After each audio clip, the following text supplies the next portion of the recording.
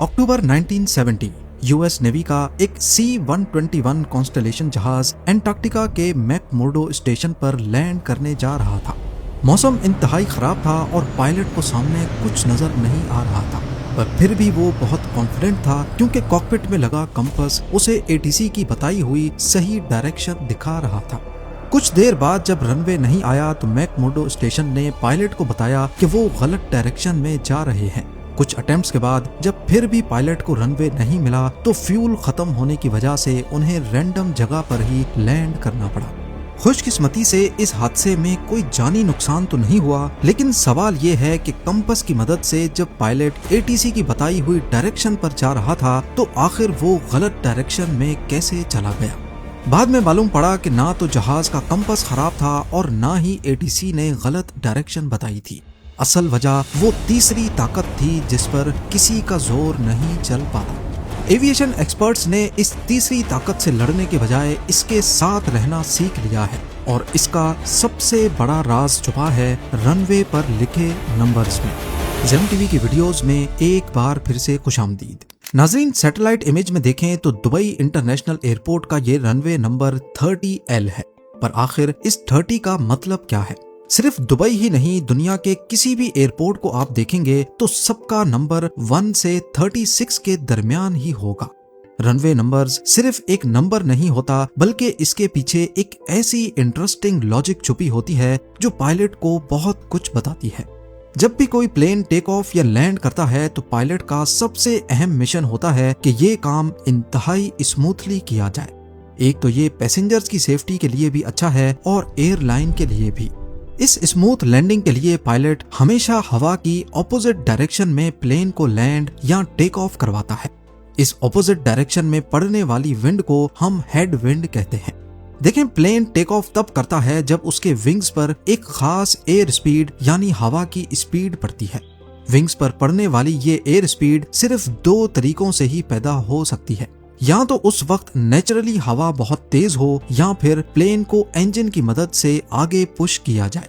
दुनिया के सबसे बड़े पैसेंजर प्लेन एयरबस A380 के केस में जब तक वो 240 से 295 किलोमीटर पर आवर की स्पीड अचीव नहीं कर लेता तब तक वो लिफ्ट नहीं कर सकता। यानी रनवे पर जब वो 240 किलोमीटर पर आवर की स्पीड पर चल रहा हो तो इसका मतलब है कि उसके विंग्स पर भी इतनी ही स्पीड की हवा लग रही है। लेकिन अगर रनवे पर सामने से head wind 40 kilometre per hour की चल रही हो तो प्लेन को लिफ्ट ऑफ होने के लिए 240 के बजाय 200 किलोमीटर पर आवर की स्पीड अचीव करनी होगी। क्योंकि सामने से विंड आ रही है 40, प्लेन की स्पीड है 200, तो विंग्स पर टोटल एयर स्पीड हो जाएगी 240 किलोमीटर पर आवर। यानी वो हेड विंड ही है जिसकी वजह से प्लेन का टेक ऑफ कुछ सेकंड्स पहले हो जाएगा, वो भी कम पावर में। और बिल्कुल ऐसा ही लैंडिंग के वक्त भी होता है। अगर सामने से हेडविंड चल रही हो तो प्लेन की जमीन के मुकाबले में रफ्तार, जिसे ग्राउंड स्पीड कहते हैं, कम हो जाती है, जिससे लैंडिंग इंतहाई स्मूथ होती है। लेकिन अगर सामने से कोई हवा ना हो तो प्लेन जमीन के मुकाबले बहुत तेज आएगा।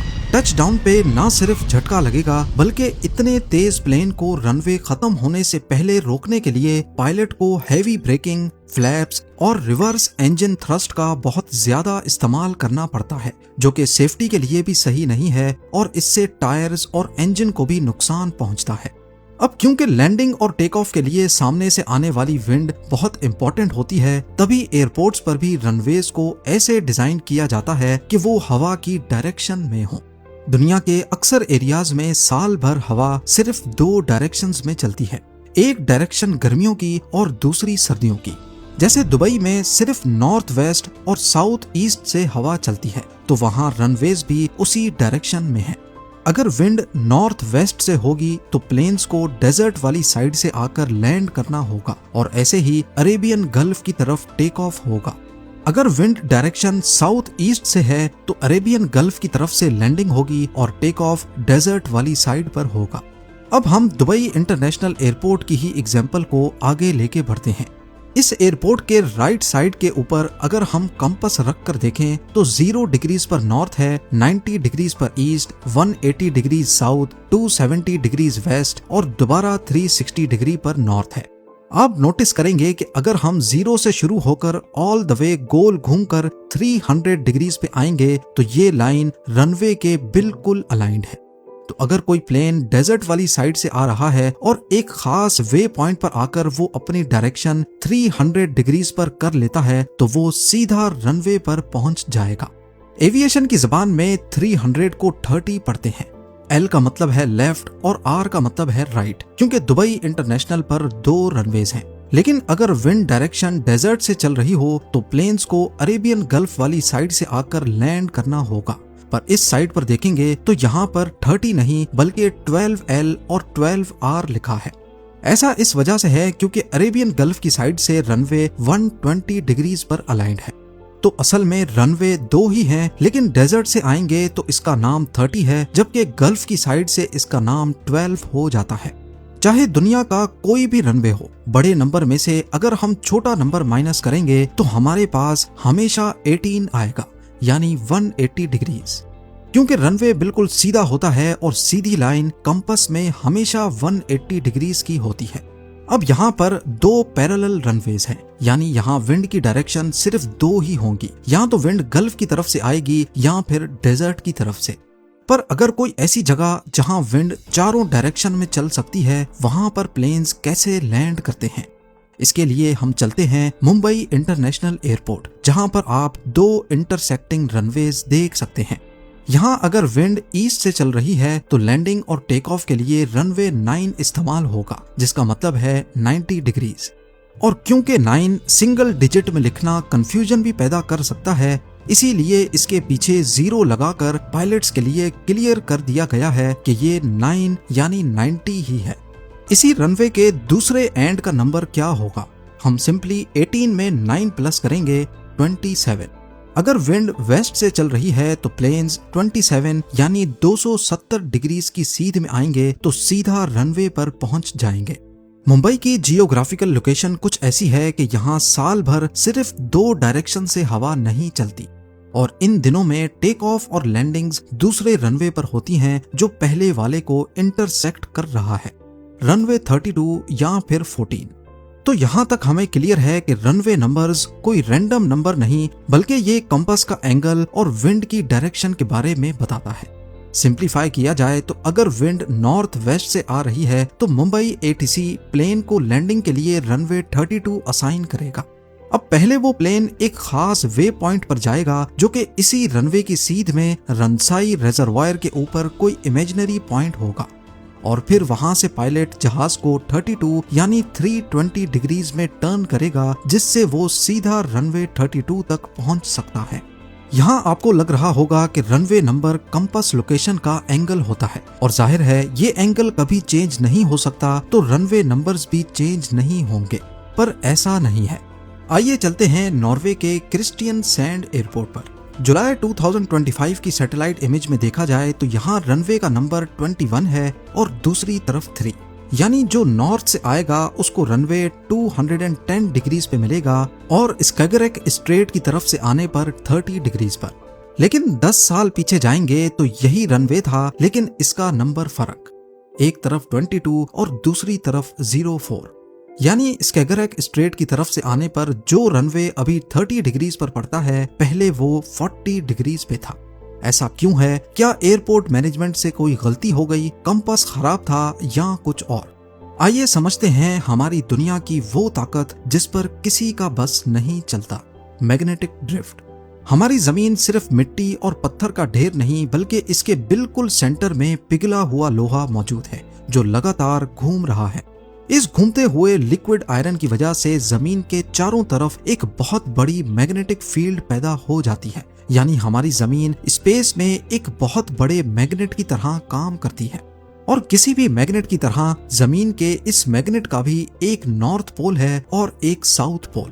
कंपास के अंदर जो पतली सी सुई होती है वो कोई आम लोहा नहीं होती, बल्कि वो खुद एक छोटा सा मैग्नेट होती है जो एक बारीक पिन पर बैलेंस्ड की जाती है।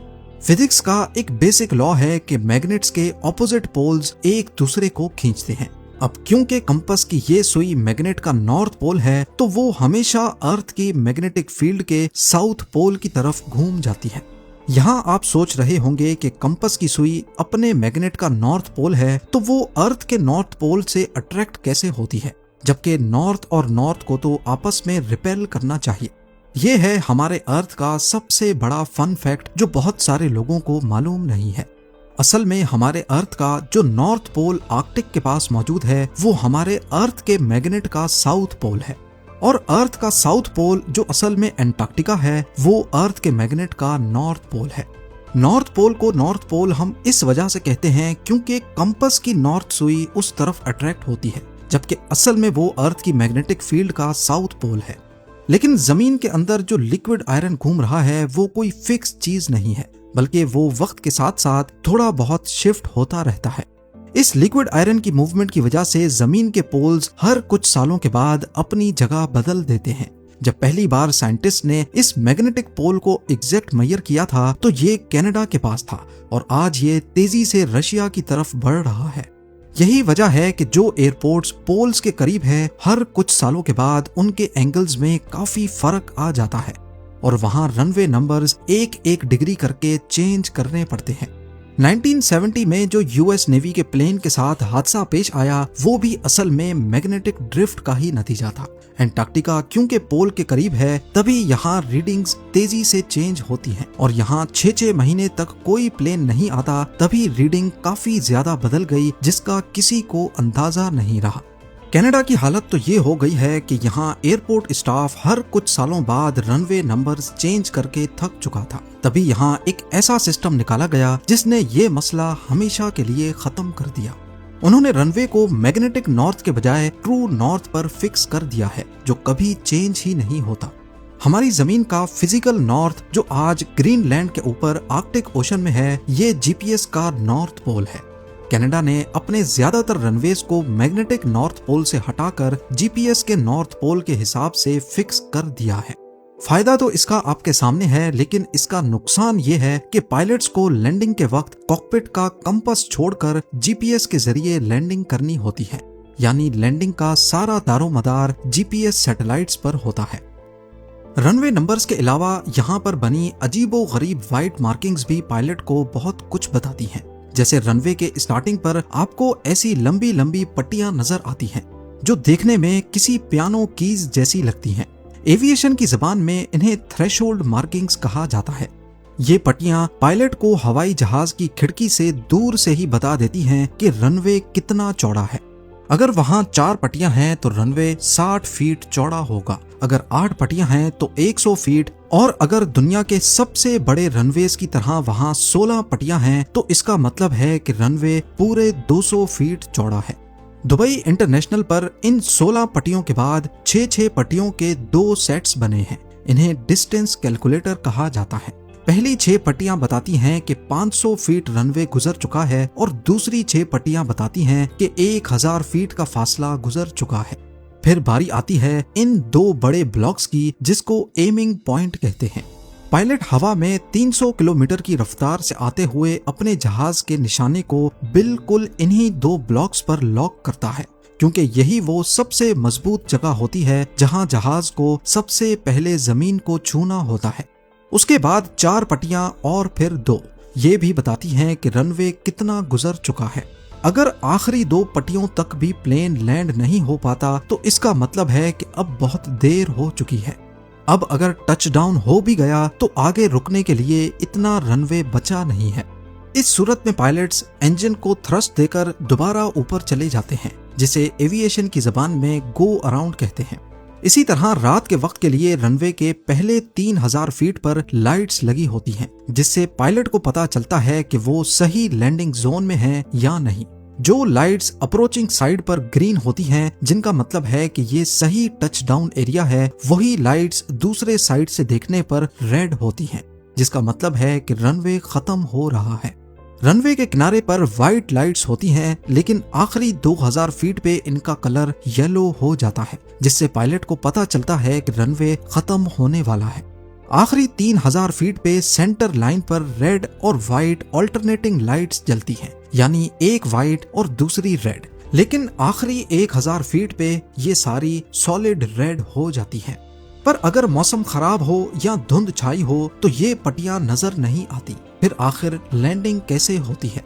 आज के मॉडर्न एरा में कई इंटरनेशनल एयरपोर्ट रनवेज पर ILS यानी इंस्ट्रूमेंट लैंडिंग सिस्टम लगा होता है। ये सिस्टम रेडियो सिग्नल्स के जरिए जहाज के ऑटो पायलट को बताता है कि वो रनवे से कितना ऑफसेट है, उसे किस ग्लाइड स्लोप से रनवे की तरफ आना है और कहां पर टच डाउन करना है।